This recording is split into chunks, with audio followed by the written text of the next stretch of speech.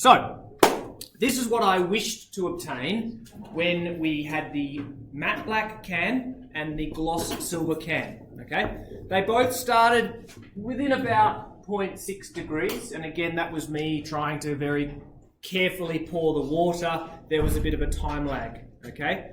I could do the cheat that I spoke about. We could probably translate that one up. Oh, look, there's a 91.6 and a 91.7. So I could slide temp 1 up by a minute and temp 2 up by a minute. What that would basically do is slide these across so they both have the same y-intercept. But anyway, I just left this running for 3 hours. So you can see the cans went from 93 degrees down to about, I don't know, 30-ish, all right? They were still above room temperature, okay? Now, think, Jacob, think.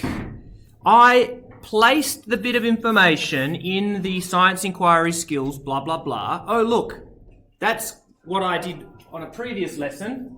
For 80 minutes, you got 2 curves. Now, obviously, these are splitting a little bit more. These can be modelled by an exponential equation, and there is a derivation on the Khan Academy website, and I got an email from Finn.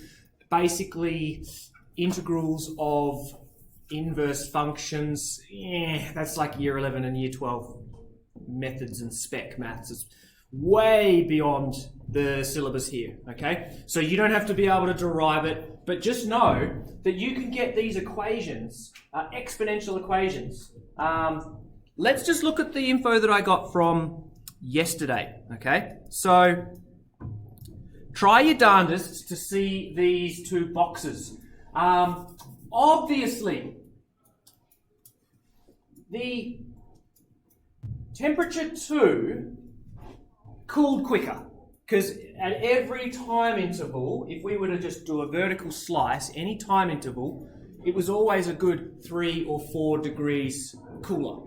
Okay, and we could slide down the data and see as time goes on, they start to diverge. But obviously, they're coming back together over here because what temperature are they both going to approach? The room temperature, yes.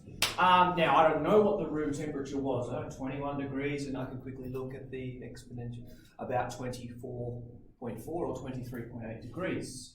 And I'll tell you why I said those 2 numbers in a moment. So obviously, yes, they're going to asymptote to the room temperature. They'll be at thermal equilibrium, the temperature at which there is no net transfer of energy out of the cans, okay? Water's jiggling at the same rate, the metal can's jiggling at the same rate, the air in the classroom is jiggling at the same rate. Everyone's jiggling at the same rate. Now, I can't draw on this, but I can draw on, whoa, oh, look at that, there we go. I can draw on this. Just, you don't have to draw on this because you don't actually have it, but basically, the gradient, if you guys have done gradients in maths, cool. Oh, bye OneNote. Come back in soon. Thank you, OneNote. Okay, let's try this. The gradient,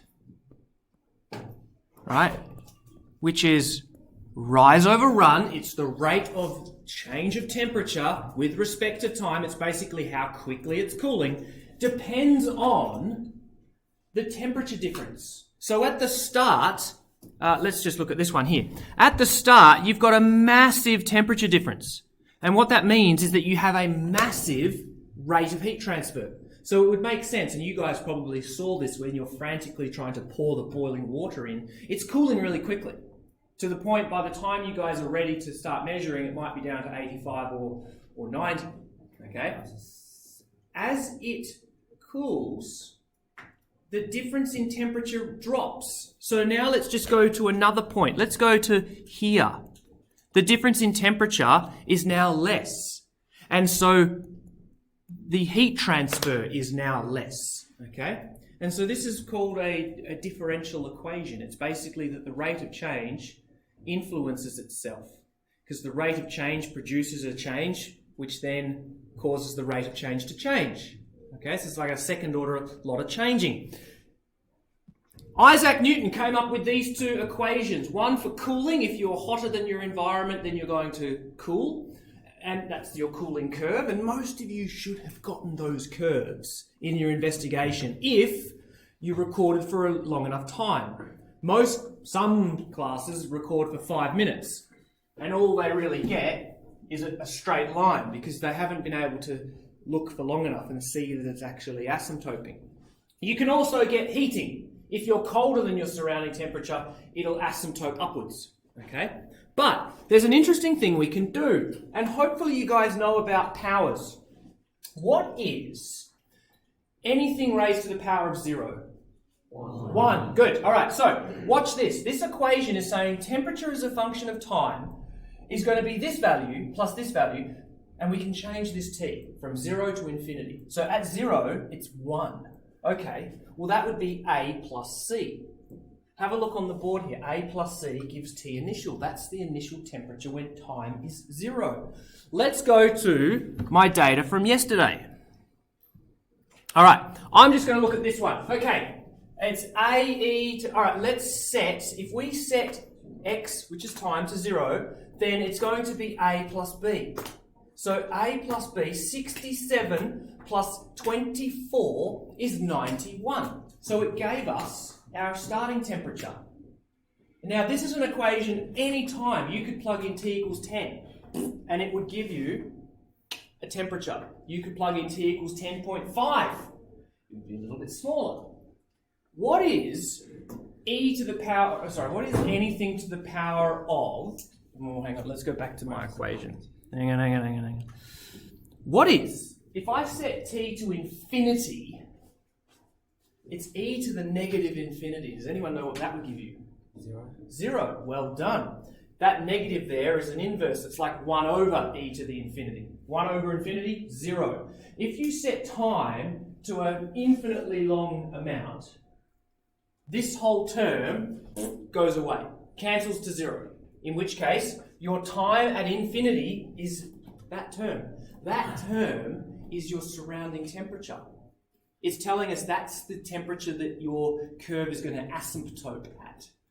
The temperature at which it's at equilibrium with its surroundings. Let's go back to my data from yesterday. It's suggesting that if we play this mathematical curve out, it's going to asymptote at 24 degrees. That's nice. That might have been the temperature in the classroom.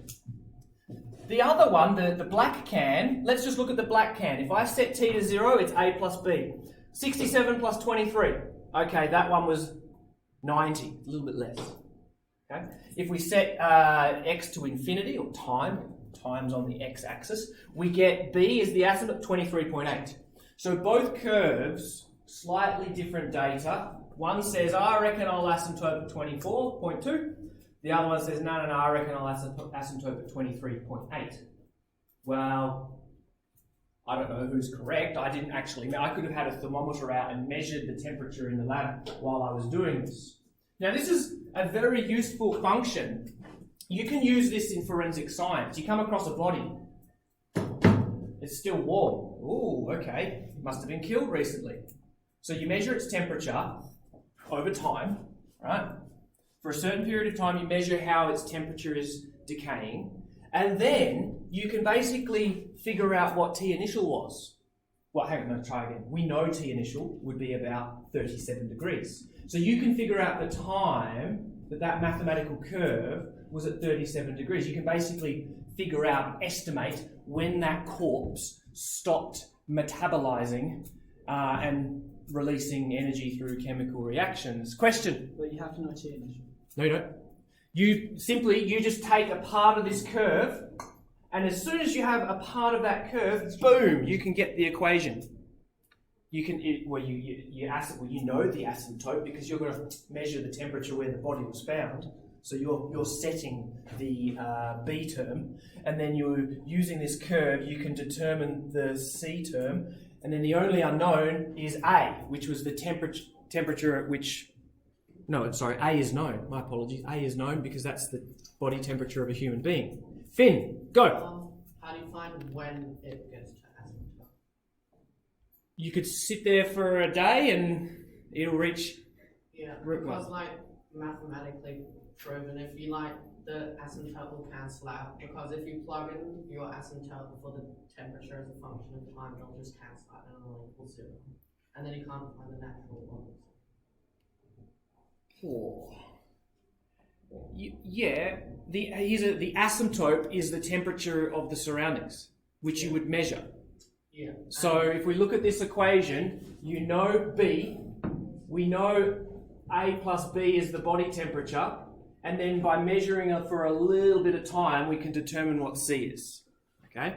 Don't worry too much about deriving those equations, but if you guys want to, you can take this information with your investigations. Okay? Now, let's go back to this guy here, right?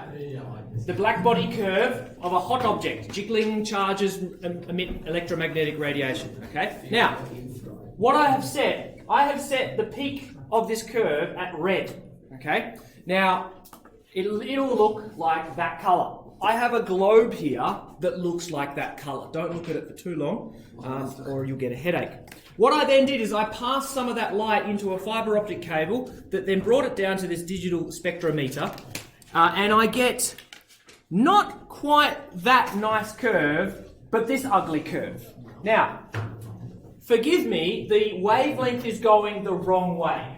No, it's not. Sorry, don't forgive me. That's the right way. This is our black body curve. You'll notice it's not a nice, perfect, smooth curve, and there is a really crazy mathematical equation for the applet on the previous page. But even if we pointed this at the sun, we would get a similar kind of shape. As it has a minimum, it gets to a peak, and then it tails off into the radio waves and microwaves. Now, the statistics of my Logger Pro told me that the maximum was 628.6. So this peak here is in red. That's 628 nanometers is red, okay? So that's what I've got set up here. Now this is almost cheating. This is telling us the temperature. Let's use Wien's law, which we haven't written the equation down yet. Get your booklets out to the radiation page, please.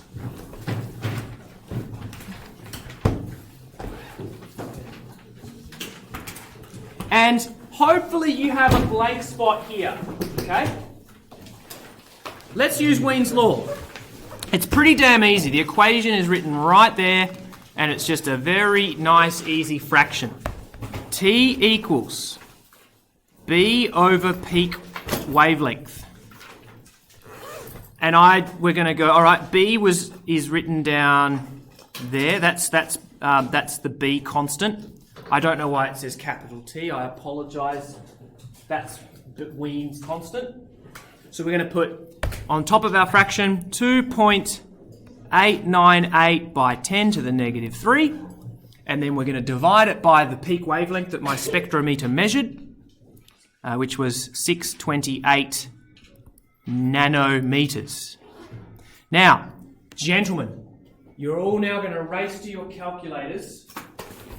The applet told us that it should be around, 3,000 Kelvin, but please use your fraction button, all right? We've got a lot of stuff here, and if you stuff up the brackets, it's going to do BIMDAS whether you like it or not. So please use your fraction button. There he is there. No, that's not. Boom, there. Close enough. Orthogonal. Use your fraction button. I want you all to do this. Don't just be lazy and the kid next to you does it, because you're going to have to do these sums in your test next week. Whoa, that's pretty hot. Yes, Brandon. What was the constant for B? What's that? 2.898. I refuse to. It's also here in this box. Is that what That's the constant of proportionality. It basically converts wavelength, which is a measurement in meters, into temperature, which we measure in Kelvin. Okay? What temperature do we get?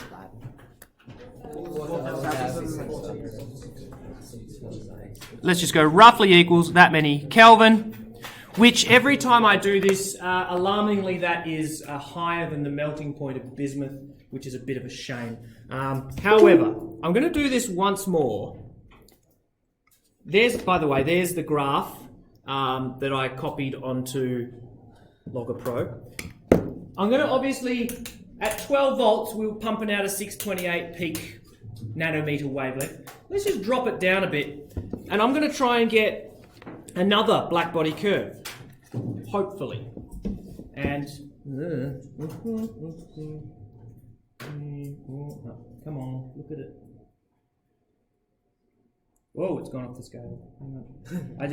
It will, as soon as I press, I've got to get a curve. I've got to just direct the fiber optics directly at the light, and it's not behaving. Oh, got it, get it, yes. Okay, now, have a think. You saw the applet. You've got the graph here. What do you think will happen to the wavelength if it's at a lower temperature? Because it was, ready? High temperature, low temperature. White hot, orange hot. What's going to happen to the wavelength? If temperature goes down, what does wavelength do? Longer, good. It's going to lengthen. Have a look here. If T goes up, that value has to go down. And, wouldn't you know it, it gives us a wavelength of 757 nanometers. Okay, so there's the black body curve. Look at the LabQuest if you can. And it automatically highlights the maximum at 757. So if we went back and did this again, look, that wavelength's gone up by nearly 20%. 757. So our temperature should drop by 20%. It should go down by nearly 1,000 Kelvin. We should now be down to 3,500. 3888. All right, good. Okay, so this was Wien's law. All right. Now, by the way, where is your physics booklet topic 1 revision? I have placed for you people, you gentlemen, the data sheet. I know I'm all over the place, but you're learning that's me. This is what will be on the inside. This is a practice test, by the way. I'll give you the booklets in. This is not the test. I'm not alarmed. These are the equations that you are going to be expected to use in the test next Tuesday. Yes, Finn? They will be provided. Absolutely. We don't even know. Did I just say they were on the inside page of the test? Yep. They're on the inside page of the test. Okay? So, specific heat capacity. Conductivity. We're going to look at him, we're going to play with him, and Wien's law. I mean, look how easy it is. It's that equals that over that. Okay? There's only two variables and a constant, and the constant is given to you. Okay? All right. Let's get back to let's go over here. This is a prism that Isaac Newton was famously held up with white light, and he was able to show that light is a mixture of all the 7 colours. Quick little story about Roy G. Biv. There are 7 principal colours, and Isaac Newton said, look, there they are. Red, orange, blue, green. I missed one. Yellow, green. Indigo and violet. What colour is indigo? White. It's like Blue and violet. What colour is indigo? Indigo. red, white. The It's like color. a purple. Thank you. Wait a second. Indigo and purple.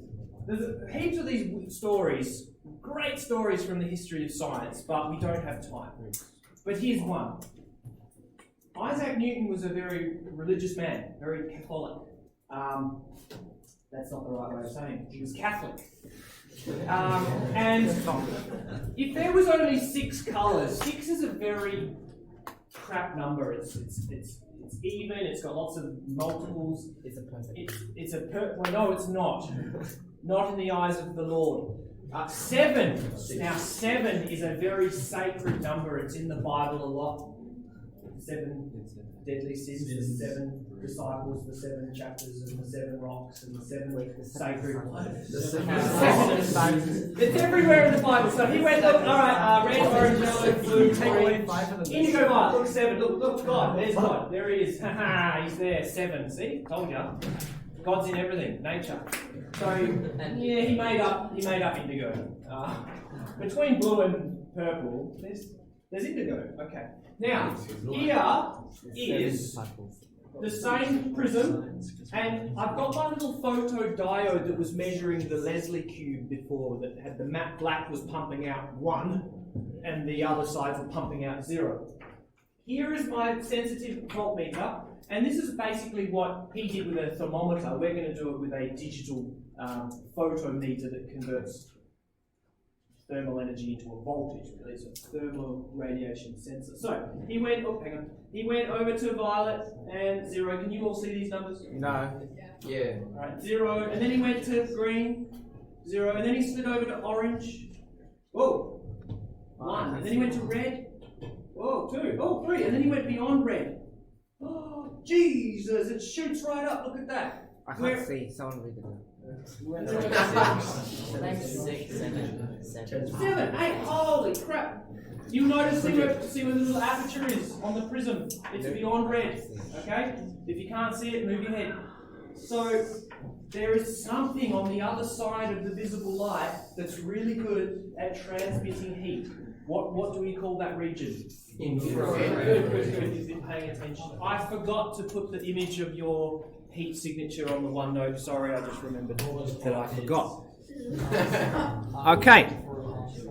So, the next equation that you must use is down here. Okay, so let's get to this page. We said there are variables that we could investigate. Well, all these nerdy scientists have done it for us. It's proportional, the rate of heat transfer, proportional to area. Double the area, you double the rate of heat transfer. That's why radiators have very fine, thin slices of metal. Rather than a lump of metal, they're very fine, thin slices, you increase the surface area. The little heat sinks that go into your computer. Your motherboard creates a phenomenal amount of heat, and the little metal heat sink sits there with little thin fins to radiate the heat out. What next? It is proportional to T to the 4th power, holy moly, okay? It shoots right up.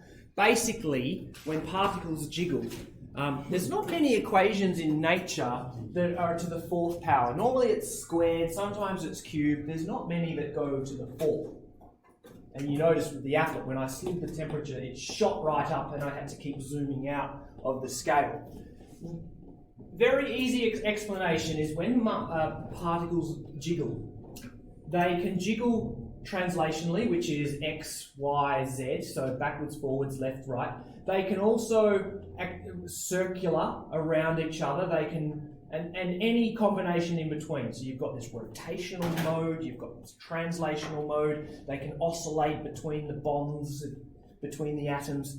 But basically, the faster they jiggle, you get that those modes basically can pump out a lot more energy. Okay, so it's T to the 4th power, and it has to be in Kelvin. And I explained why. Who can tell me why it has to be in Kelvin? Yep. Because if it's 0 degrees, then it won't be T to... Spot on. And if it was below 0, It'd be negative. well, T negative something to the 4th, well, yeah. It can't be 0. It has to be absolute, okay? And then the emissivity.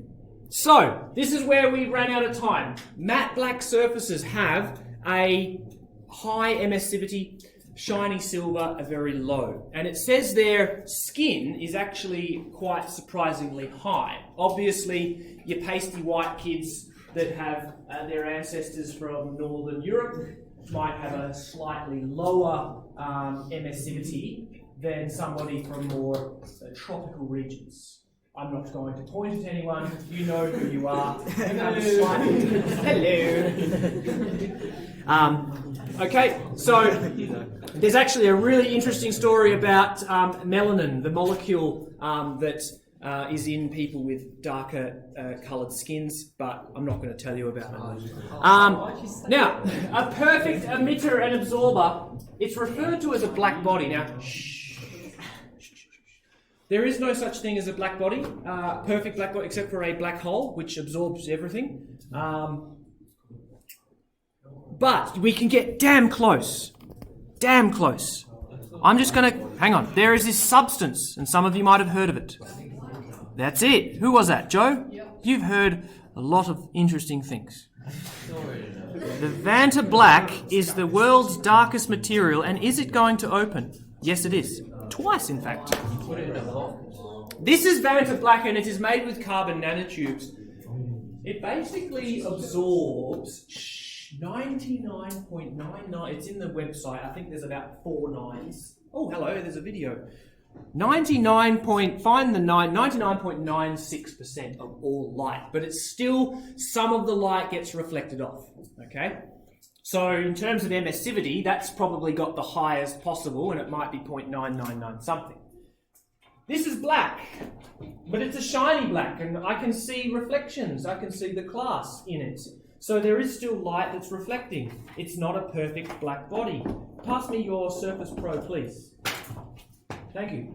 This is also black, but again, I can make out the textures. I can see how sunlight reflects, and it helps me I can sort of determine the texture and the shapes of surfaces, okay? Whereas this, apparently, I mean, there's videos of it, it looks like there's a hole in the fabric of space. Thank you. It basically looks like you've just got a picture and you've cut it out. It looks like you're staring into the abyss because all the light, most of the light is absorbed. And so you can't make out any textures. You can't make out its shape. You can't see its surface. So it looks like you're staring into a black hole. All of these links, guys, are at the top of the OneNote. So if you're interested, go and have a look. There's a lot of applications to this. Surveillance, telescopes, if you don't want interference from light coming into your telescope, things like that. Okay. Now, guys, it does say, here is our lovely equation. Please gaze upon it. Now, this works really, really well for things like stars. When they're at a temperature of 5,500 Kelvin, you basically just go, the surface area of the sun, you treat it as a perfect black body because celestial objects, you know, it's not absorbing anything, it's given out more than it's taken in, trust me. You set T to 5,400, you raise it to the 4th power, you get this huge, massive number, and that's how much energy the sun's pumping out. When you get down to smaller values, you actually have to consider the surrounding temperature. So could you just scribble out 20? And I'd like us to consider if the difference in temperature, which is like us to the classroom right now, it's less than 100 degrees. Okay? So here's the thing. Our surface temperature, 35 Kelvin. No, it's not. 35 degrees plus 273, 300 Kelvin, right? If we just put that alone into the top equation, 300 Kelvin, you're way off. You're going to be putting out millions of joules. You would be bursting into flames. So we now have to go, well, let's just subtract the surrounding temperature. So let's do an example. Oh, by the way, the Stefan Boltzmann, that's just a constant, okay, that puts all of these numbers into joules per second. All right, so don't worry too much about that. Let's do an example on, here we go.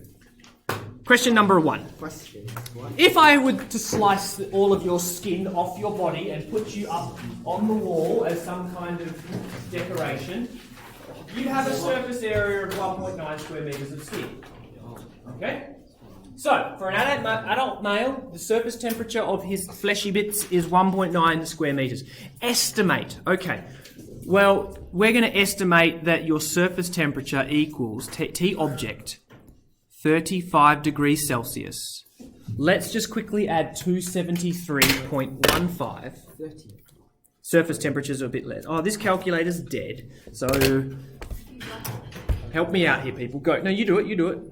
You're quick. Wow, that was quick. Didn't even open his calculator. Kelvin. Cool. And let's just say that the surround... I don't know why I'm drawing my variables in the top right. I'm sure you're all drawing them bottom left. Let's say that we're in a room that is 18 degrees. I just cheated because the number's over there. Which, if we add 273 to that, is 291.15. Okay? Now, we have to estimate the emissivity, and it says, you know, dark skin is about 0.7, light skin is about 0.6. Let's be nice and racially neutral. Let's go 0.65. Okay? What? Isn't it 0.7? I don't know, I can't remember. What was it? Why are we arguing about 0.6 is like 2.8? Okay, let's go 0.7.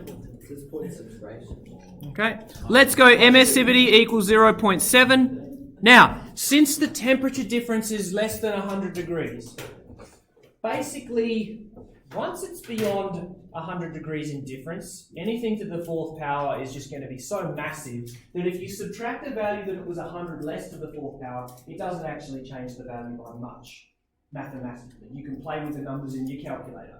Once you get to within 100 degrees, you actually do have, it is significant, which is why we're going to use the following equation. Q on T equals E sigma A T object to the fourth power minus T surrounds to the fourth power. All I have done is I've put the T for time over on the left-hand side, because then that's what gives us our rate of transfer. It will be in joules per second, which is in watts. Absolutely correct. So here we go. 0.7. 5.67 by 10 to the negative 8. Surface area of our flesh. I'm running out of room, so start writing this a little bit smaller. 308.15 to the cube minus 291.15, not cubed, to the quaternary, to the power of 4. Gives us. Now, I'll ask for some help from the audience here. Calculate for me these numbers. 138.0. 138.0 is good. He's going to do well in the test. Everyone else that hasn't gotten their calculator out, 138.0. Good. My calculator. I already know. Awesome. Now, I didn't say this. Normally I say this at the start. When we look at your heat signature, you're all pumping out thermal energy. Because generally, we are in an environment that's colder. Unless you're outside in the middle of summer playing sport where it's above 35 degrees, you're generally a hot object in a cold environment. And you normally put out about 100 watts. You are all 100 watt heaters. Okay? There's 25 of you. So that's an effective heating of 2.5 kilowatts. It'd be no different if we kicked you all out for this lesson and I could just turn on the 2.5 kilowatt heater. It would have the same effect. You might notice this if you go and have a house meeting where there's 160 of you all crammed into this tiny little room. It gets really hot and stuffy.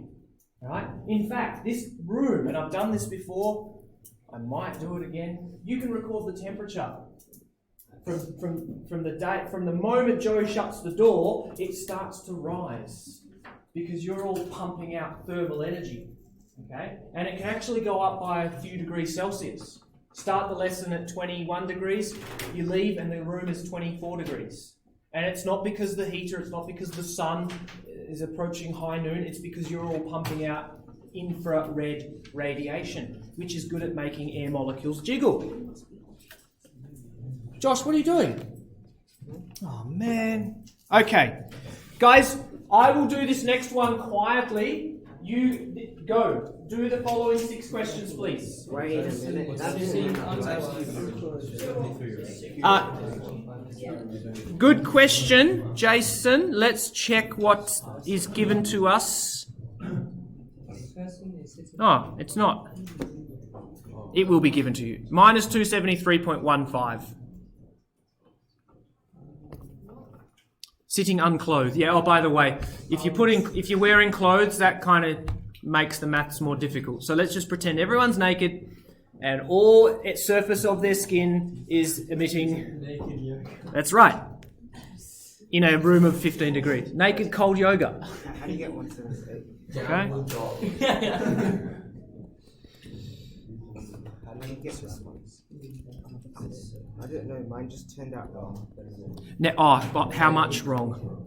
I got like 126. Okay. It might be, let me just check question 2.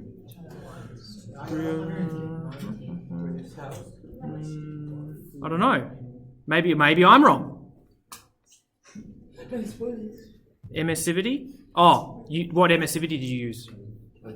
It says 0.7. Oh, Maybe it's just the person's temperature.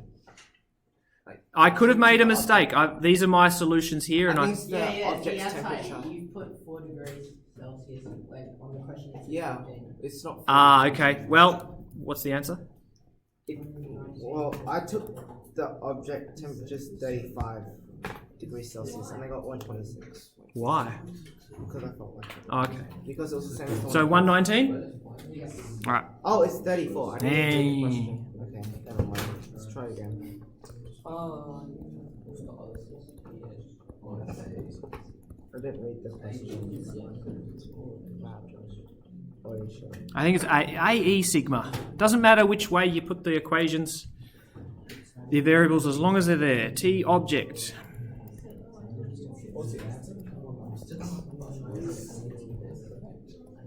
Whoop.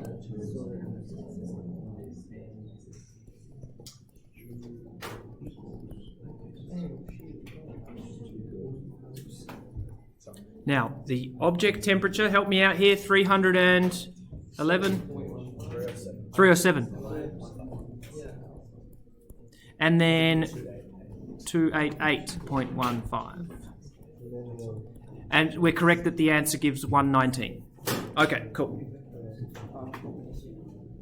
All right.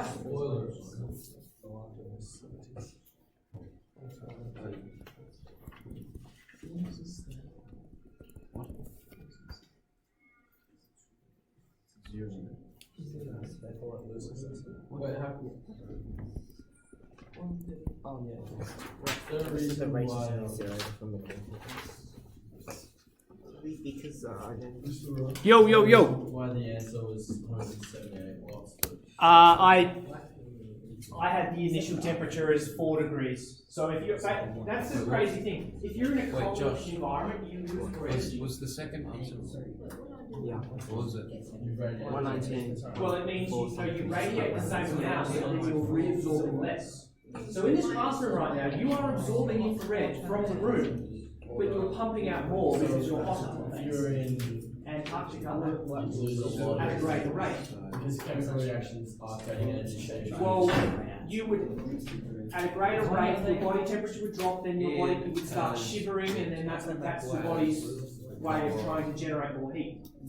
So is that what happens? That's how you die. Yeah? Well, yeah. Basically, your body has, in your cells, there are enzymes. The enzymes really operate between about 36 and 38 degrees. Hypothermia. So glossy one would be the best.